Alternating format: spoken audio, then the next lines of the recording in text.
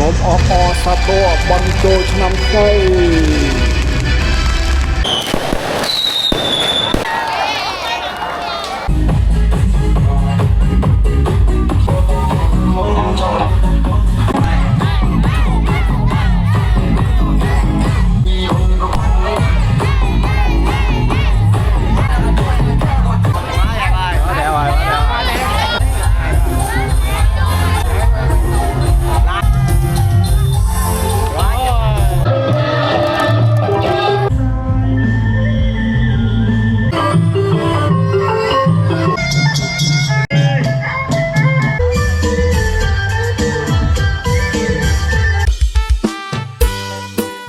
ហើយបាទសួស្តីឆ្នាំថ្មីបាទទៅដល់ពុកម៉ែក៏ដូចជាបងប្អូនទាំងអស់បាទក្នុងឱកាសបុណ្យចូលឆ្នាំថ្មីនេះវត្តរាជកុសលបំពេញជ័យស្វាយតែងតែប្រារព្ធឡើងនៅកម្មវិធីមហោស្រពសិល្បៈដើម្បីរក្សានៅវប្បធម៌ក៏ដូចជាអត្តសញ្ញាណជនជាតិនេះជារៀងរាល់ឆ្នាំហើយក្នុងឱកាសបុណ្យចូលឆ្នាំថ្មីនេះក៏សូមជូនពរទៅដល់ពុកម៉ែក៏ដូចជាបងប្អូនទាំងអស់បាទក៏សូមឲ្យជួបប្រទះតែសេចក្តីសុខព្រមទាំងសេចក្តីចម្រើនគ្រប់ពេលវេលាបាទសូមអរគុណយ៉ាងច្រើនបាទkính thưa quý vị, cứ vào hàng năm vào ngày 13 tháng 4, chùa Sóc Sạch của chúng tôi thường long trọng tổ chức một đại lễ rất là lớn của đồng bào dân tộc Khmer, đó là mừng Chol Nam Tham May, để bảo tồn và phát triển văn hóa cho đồng bào dân tộc Khmer. Và trước thềm năm mới xin kính chúc tất cả toàn thể quý vị cũng như là đồng bào dân tộc Khmer của chúng ta được năm mới dồi dào sức khỏe, an khang thịnh vượng và vạn sự như ý. Xin chân thành cảm ơn.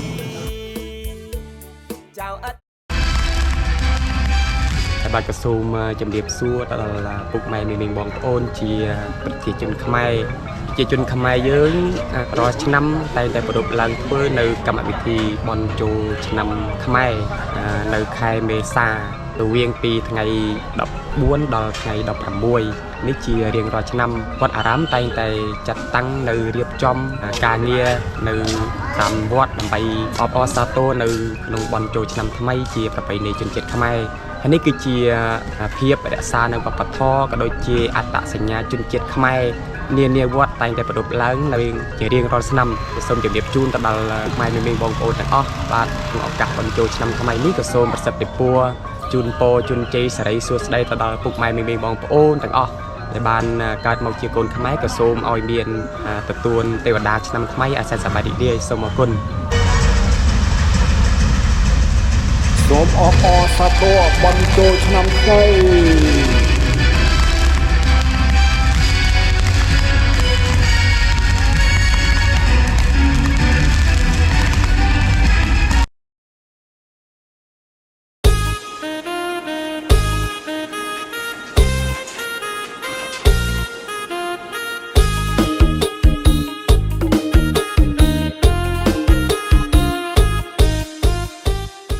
Xin chào quý bà con và Phật tử gần xa. Không khí Tết cổ truyền Chol Nam Tham May 2026 đang rộn ràng khắp nơi Phun Sóc. Đây là dịp thiêng liêng để mỗi người con Khmer hướng về chùa, cùng nhau gìn giữ và phát triển bản sắc văn hóa dân tộc. Trong những ngày này, bà con Phật tử đã cùng nhau chung tay dọn dẹp, sắp xếp và trang trí khuôn viên chùa thật trang nghiêm và chuẩn bị cho các nghi thức truyền thống của ngày Tết. Từng góc chùa, từng khu vực hành lễ đều được chăm chút cẩn thận, thể hiện lòng thành kính và sự đoàn kết của cộng đồng. Không chỉ có các nghi lễ tâm linh, chương trình năm nay còn được đầu tư sân khấu âm thanh và ánh sáng hiện đại, mang đến những đêm văn nghệ đặc sắc, đặc biệt là sự góp mặt của đoàn múa rồ băm, chai dâm, vân vân.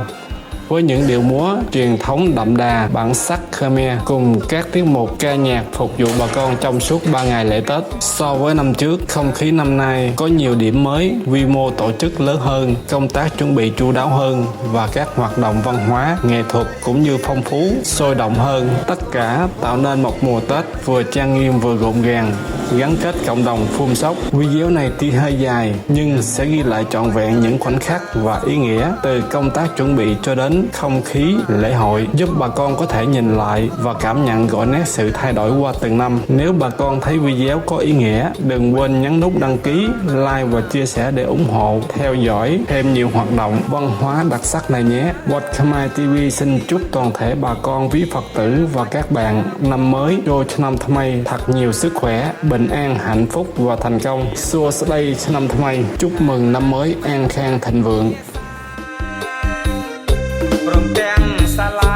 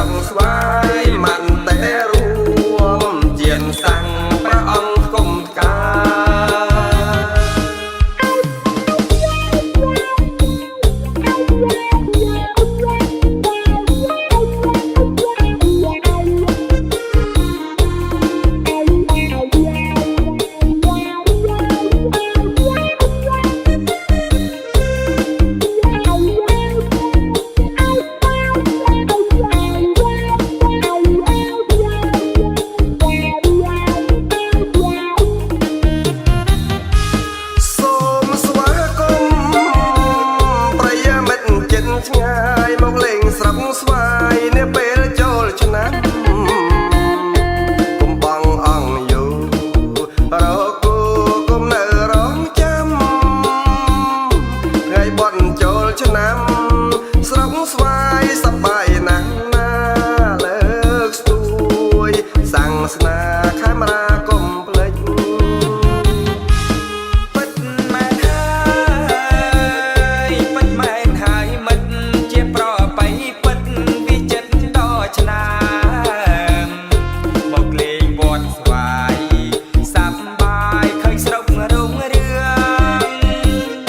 ប្រជាជឿនលឿនផុតទុកកង្វល់ក្នុងប្រាណសុភ័ក្រមង្គលសានត្រានជាអង្គវែងទៅវត្តស្វាយជាទីស្នេហាគោរពបូជានៃយើងគ្រប់ប្រាណពុនមើវិហេក្បូលក្បាច់រចនាសម្បត្តិសាលាទៀនផងរបងថែមទាំងក្លោងទ្វារមើលហោត្រៃពិនជាសារណង្ឋានពិនវត្តស្វាយទីបណ្ដុំវិញជាបញ្ញាវ័នគ្រប់ទិសសាបង្រៀនបាលីខេមរៈមកថាភាសាព្រមទាំងសាលាវិញជាជីវៈគ្រប់អង្គសង្រួមធម៌ភោផងផ្លូវត្រង់សាសនាសូមបង្គំប្រណម្យថ្វាយព្រះពរប្រសាបវរកើតមានដល់ទ្រង់ព្រះចៅអធិការបៃតាសរអភោផងព្រះគ្រូយ៉ាញ់ហាងតំណាងខ្មែរនៅស្រុកស្វាយមិនតែរួមជាសាំងព្រះអង្គគុំកា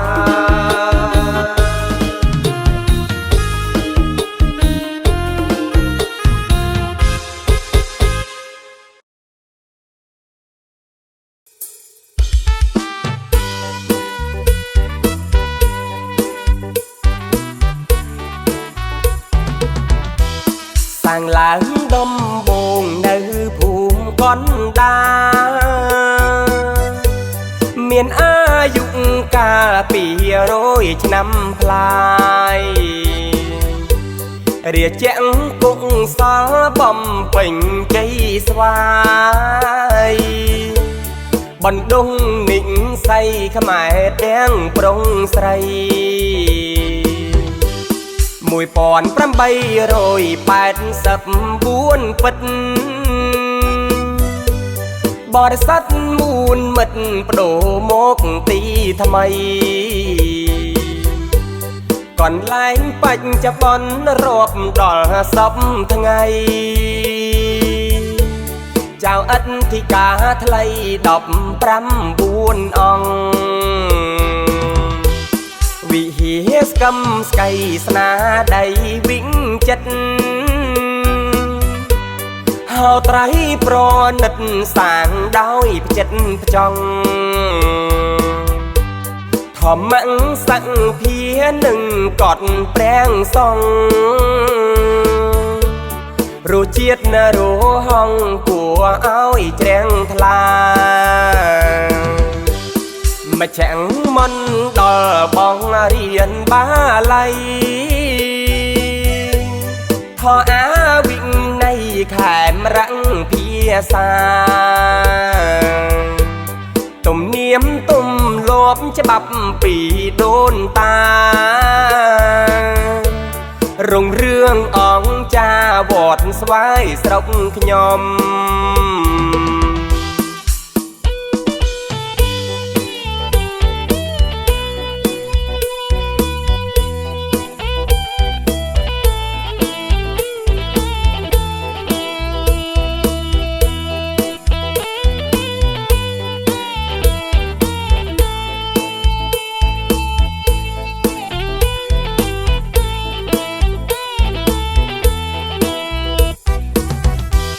សាងឡើងដំបងនៅភូមិកណ្ដាលមានអាយុកាល200ឆ្នាំប្លាយ រាជាំងគុកសល់បំពេញជ័យស្វាយបណ្ដុងនិញស័យខ្មែរទាំងប្រុងស្រី1884ពិតបរិស័ទមូលមិត្តបដូរមកទីថ្មីកន្លែងបច្ចុប្បន្នរាប់ដល់សពថ្ងៃចៅអធិការថ្លៃ19អង្គវិហារស្គំស្កៃស្នាដៃវិញចិត្តហៅត្រៃប្រណិតសាងដោយផ្ចិតផ្ចង់ធម្មសង្ឃភានឹងកត់ប្រាំងសងរសជាតិនរហងគួរឲ្យច្រាំងថ្លា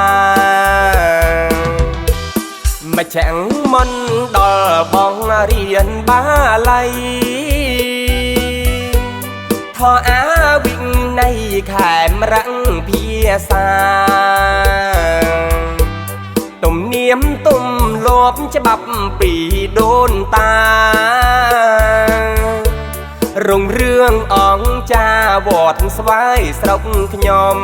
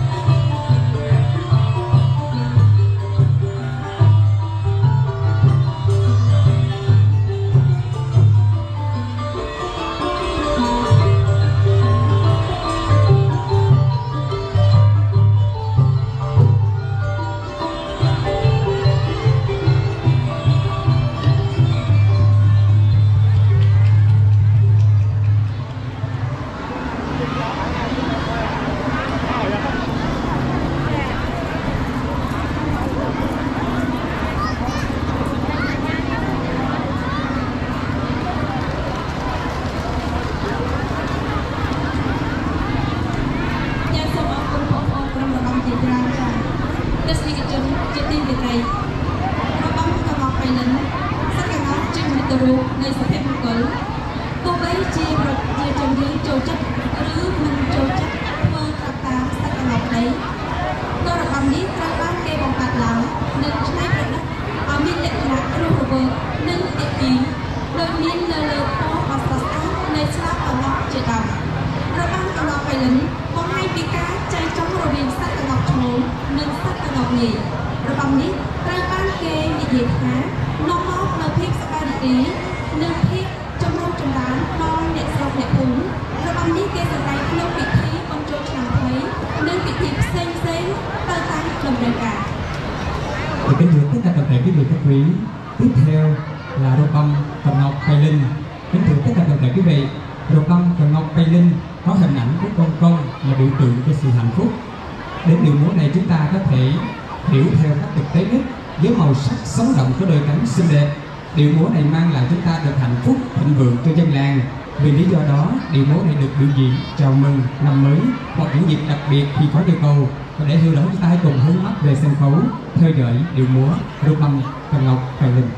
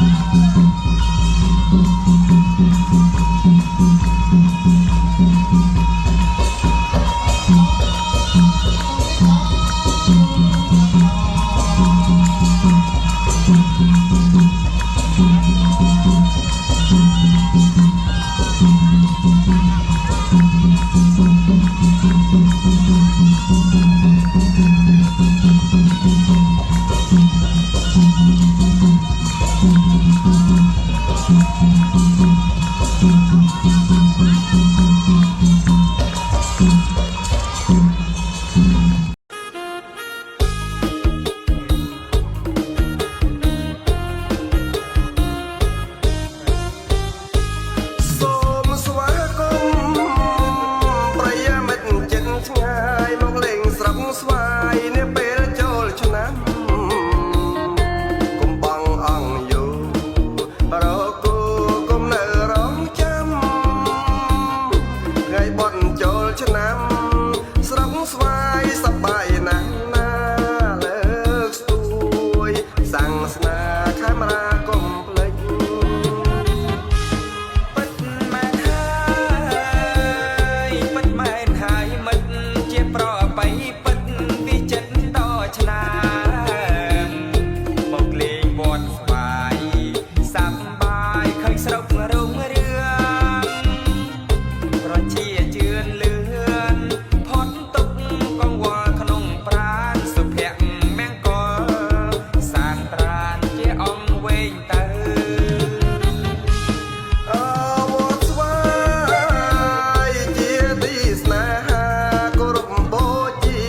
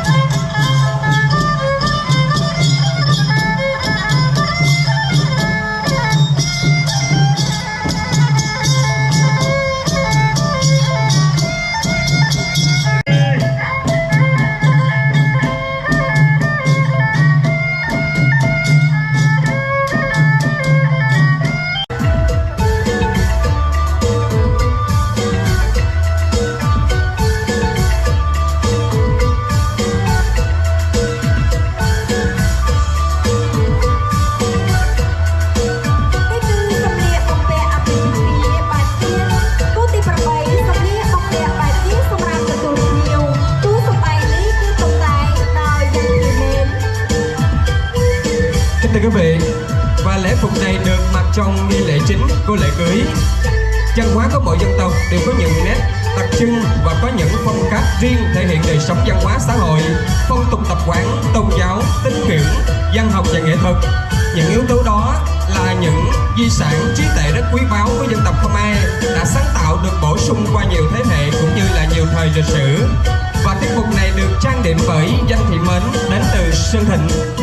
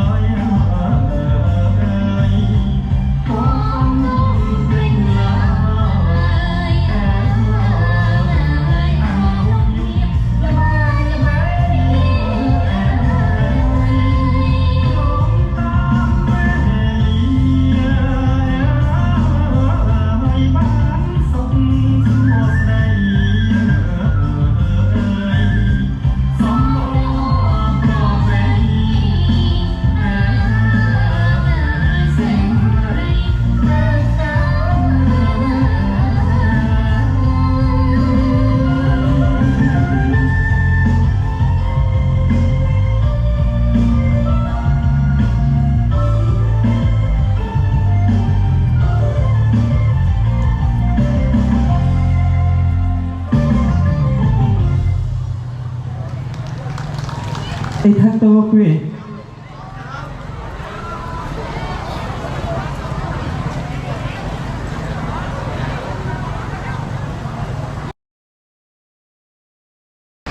យុទ្ធជនអ្នកពលកម្មសិស្សានុសិស្សនិស្សិតនិងមីមីបងប្អូនជនរួមជាតិខ្មែរទាំងអស់ក្នុងខេត្តមានសុខភាពល្អបរិបូរណ៍សុភមង្គលនិងសម្រេចជោគជ័យគ្រប់ប្រការសូមប្រសិទ្ធពរប៉ុនចូលឆ្នាំថ្មីប្រកបដោយជោគជ័យថ្មីជីចំណាស់ថ្មីសូមចង់សូមអរគុណ ចាសសូមអរគុណព្រះតេជគុណ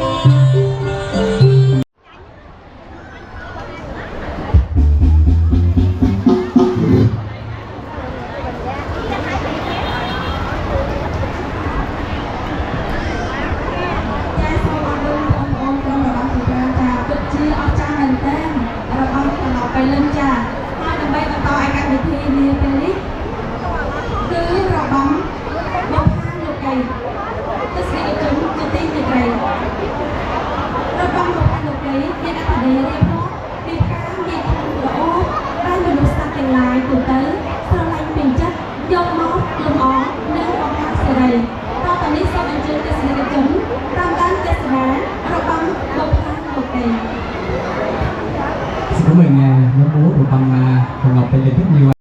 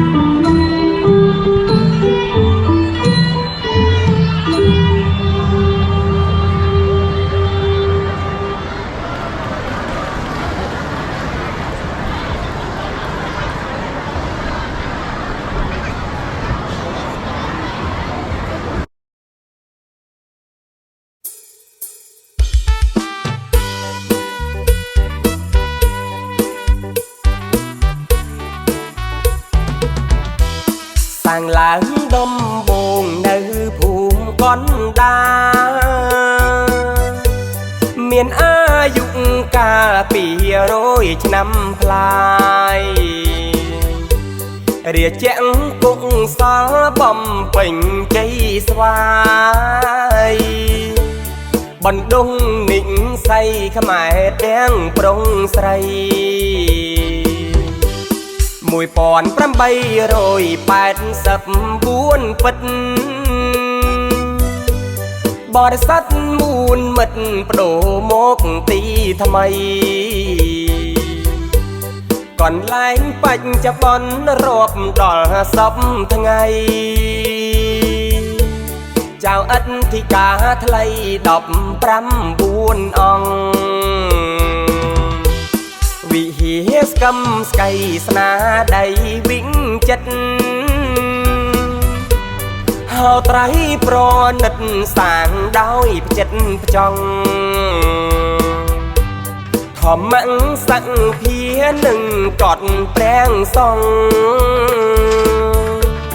រសជាតិនរហងគួរឲ្យច្រាំងថ្លាមកចាំងមន់ដល់បងរៀនបាល័យខអាវិន័យខែមរងភាសាទំនៀមទំលាប់ច្បាប់ពីដូនតារុងរឿងអង្គចាវត្តស្វាយស្រុកខ្ញុំ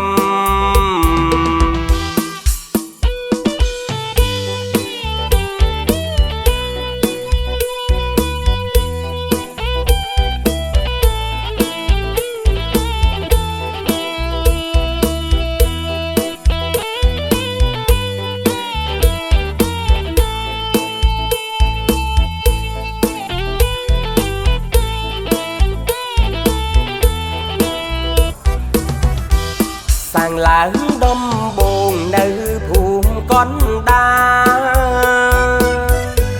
មានអាយុកាល200ឆ្នាំប្លាយរាជអង្គុកសល់បំពេញជ័យស្វាយបណ្ដុំនិស័យខ្មែរទាំងប្រុងស្រី1884ពិតបរិស័ទមូលមិត្តបដូរមកទីថ្មី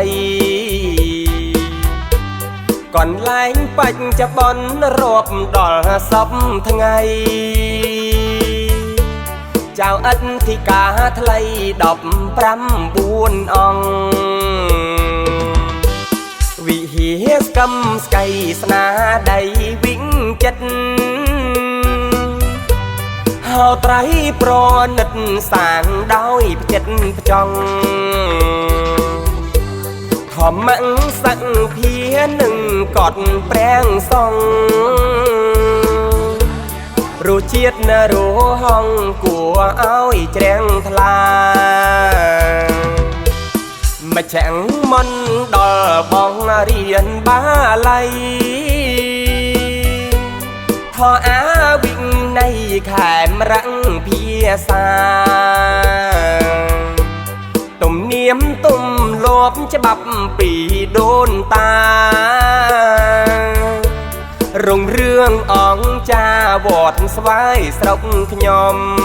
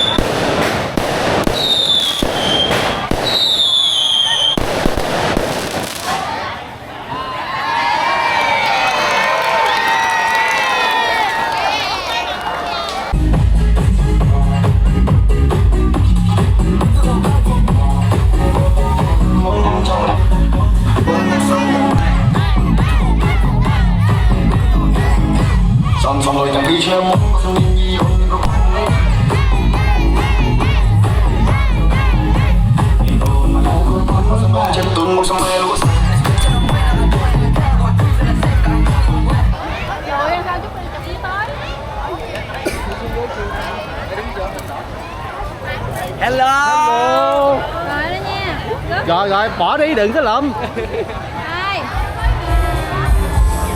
Chơi bông qua chứ không? 1, 2, 3. Kiểu đi. Cái tem đây ham chứ nhưng mà đâu. Cho mình cục nè.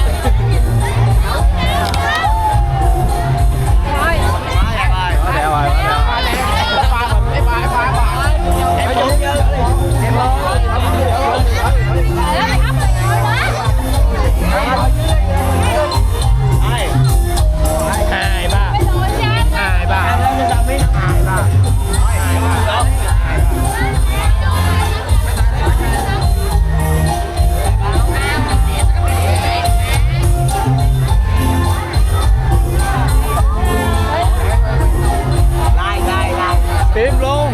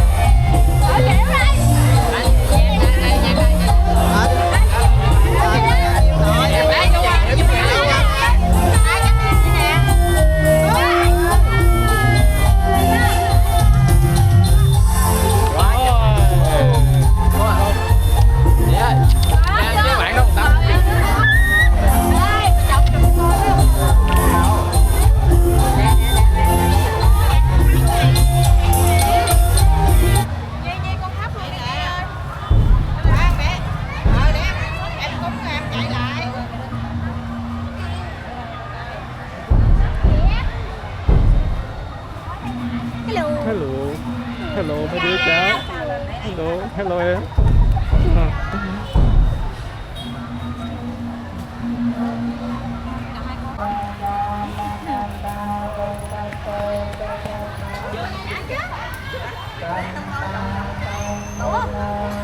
Ôi chậm chứ.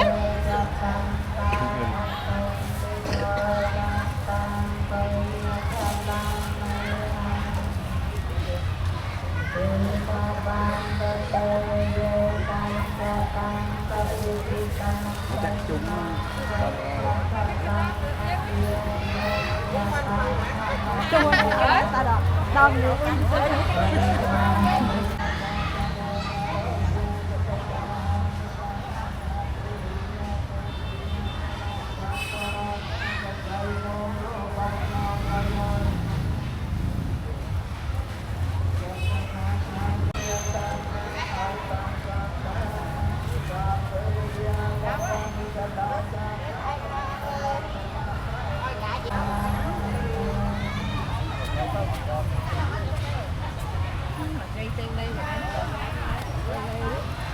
Đây là một trong những nghi thức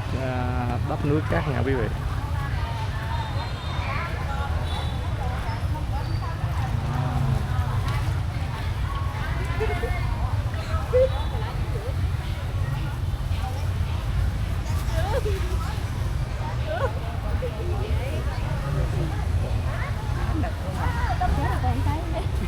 Đây ngay chính giữa kìa. Ở chính giữa 5 cái rồi nè. Này nén gỗ. Năm nát cầm bên đó quạch lột dân đồ nè. Dạ. Hết mới năm nát chốc. Nấu cua. Nó của nó á. Dạ.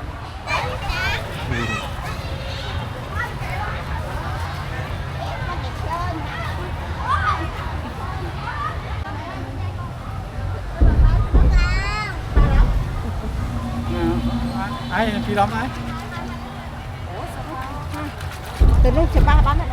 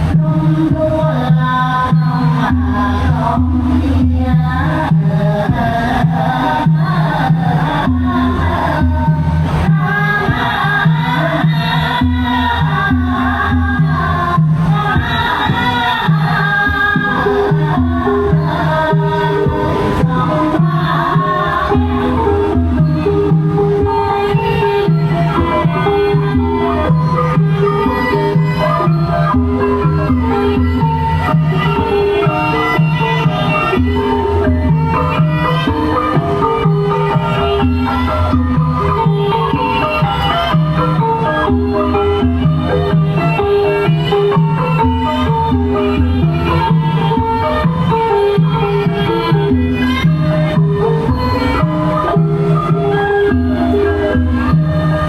Mì Gõ để không bỏ